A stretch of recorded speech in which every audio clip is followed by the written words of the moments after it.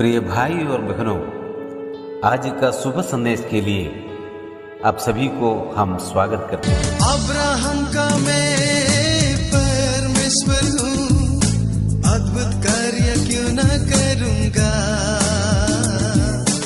Abraham का मैं परमेश्वर हूँ, अद्भुत कार्य क्यों न करूँगा।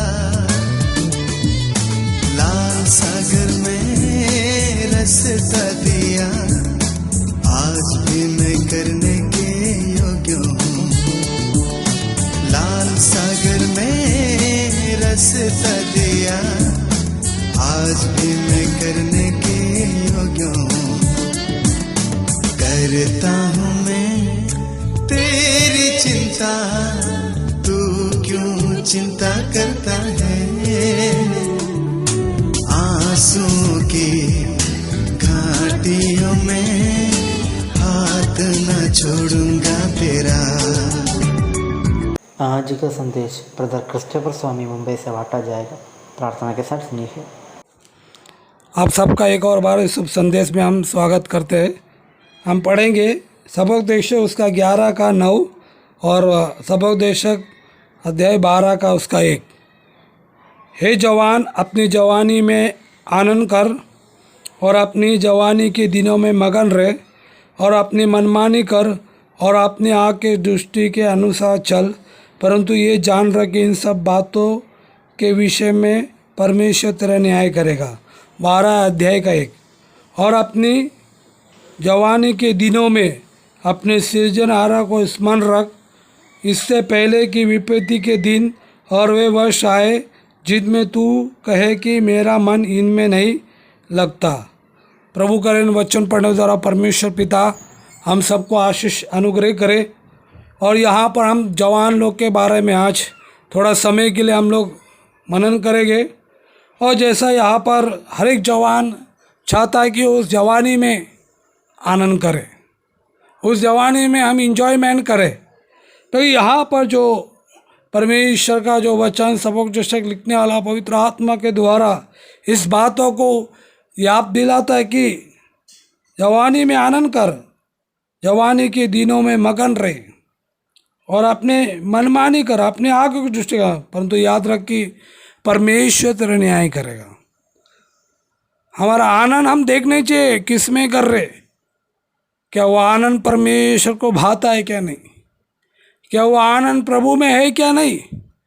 और यहाँ पर हम देखते हैं कि परमेश्वर का वचन इस बातों को याद दिलाता है कि परमेश्वर एक दिन न्याय करने वाला है। और जैसा उसका लास्ट में हम देखते हैं, चाहे बुरी हो भली हो, परमेश्वर सबका न्याय करेगा। और यहाँ पर हम देखते हैं कि अपने जवानी में मनमानी करेगा। 4 बातों को वहाँ पर लिखाया गया है अपने मन के अनुसार। आज भी हम देखते कितना जवान लोग अपने मन मर्जी में और उसके बाद अपने आंखों के दृष्टि से, और उसके बाद हम देखते हैं कि परमेश्वर एक दिन न्याय करने वाला है। और उसके बाद उसका 12 का हमने देखा था कि अपने जवानी के दिनों में सृजनहारा को स्मरण कर। हम किसको याद रखें जब हम जवानी में रहते, हम किसको याद रखने चाहिए, हम किसको स्मरण रखने चाहिए। जब इस बातों को जब मैं देखता हूँ तो जोसेफ का याद आता है कि जोसेफ सब भाइयों में से एकदम अलग था। जोसेफ 16 साल में देखते हैं कि वो एकदम अलग हो गया। और जोसेफ इसके वजह से भाई लोग उसको नफरत करते थे क्योंकि वो उन जैसा नहीं था। इसके वजह से जोसेफ को लोग ने बेच दिया। मगर हम देखते हैं कि जोसेफ जब वो पोतीफर के घर पे भी था, उसमें भी वो अलग था, उसमें भी परमेश्वर का भय मानता था। और वहाँ पर हम देखते हैं कि परमेश्वर जोसेफ के साथ था। जोसेफ आने से उस घर पे पोतीफर को उस घर पे बहुत आशीष हुआ। मगर वहाँ पर हम देखते हैं कि उसके बाद भी उसको उधर से भी झूठा इल्जाम लगा के जेल में डाला, तभी भी प्रभु उसके साथ था। प्रभु किसके साथ रहता है? जो परमेश्वर को याद रखते, जो परमेश्वर को स्मरण रखते, जो परमेश्वर में आनंद मनाते। आज भी परमेश्वर पिताजी हर एक तमाम जवान जो मसीह में है, उनके लिए हम बोला जाता है कि वे परमेश्वर को याद रखे, वे परमेश्वर पिता को स्मरण रखे जिसने आपको बनाया है। और परमेश्वर चाहता है कि जवानी में हम परमेश्वर को याद रखें, इस जवानी में हम प्रभु के लिए कुछ करें, इस जवानी में हम सेवकाई के लिए हाथ बढ़ाएं। मैं कितना दुख का बात है, कितना जवान लोग प्रभु के लिए कुछ नहीं करते, कितना जवान लोग अपने जीवन को नाश की ओर लेके जाते।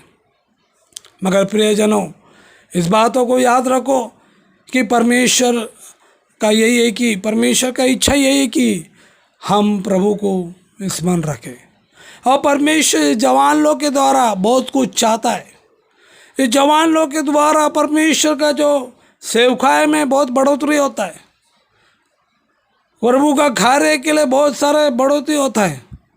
क्योंकि एक जवान वो प्रभु को याद रखने चाहिए, वो प्रभु को स्मरण रखने चाहिए।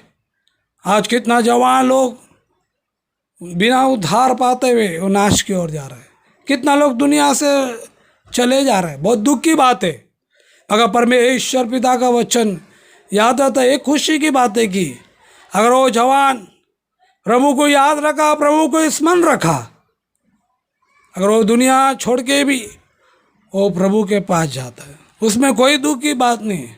मगर जो प्रभु को नहीं जानते हुए, प्रभु को नकारते हुए अपना आनंद दुनियादारी में, अपना आनंद दुनिया के बातों में, अपना आनंद जो परमेश्वर को पसंद है उसों में करने के समय, वो आनंद कुछ नहीं है प्रभु के नज़रों में।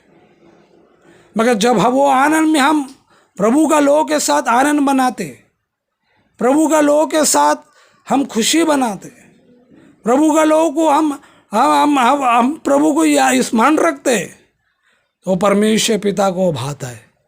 फिर जो हर एक जवान लोग इस बातों को हम सुने, याद रखें कि हम प्रभु को याद रखें।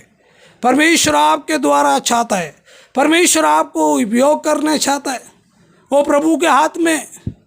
मगर आप प्रभु को याद रखने चाहिए, आप प्रभु को स्मरण रखने चाहिए। ये जवानी में हम अपना ऐसा रहता है खून कि हम कैसा भी जीवन जी सकता है, मेरा पैसा है, मैं सब कुछ हूँ, अपना मन मानी। मगर याद रखो कि परमेश्वर एक दिन न्याय करने वाला है। हम न्याय के सामने जो उदाहरण है एक दिन खड़ा होने वाला है।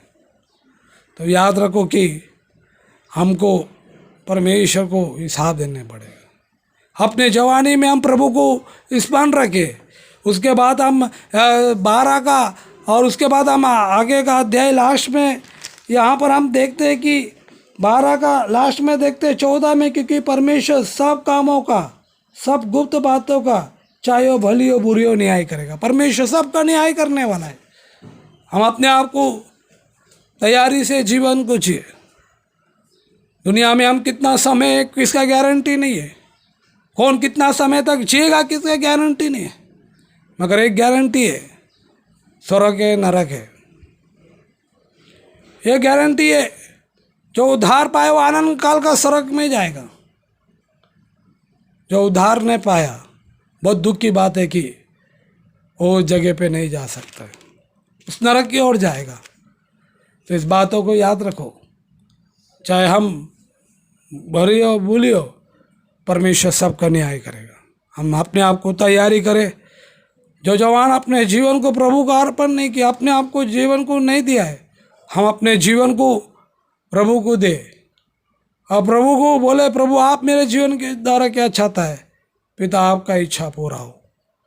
प्रभु करे वचन पढ़ने द्वारा हम सबको पिता परमेश्वर आशीष करे, अनुग्रह करे।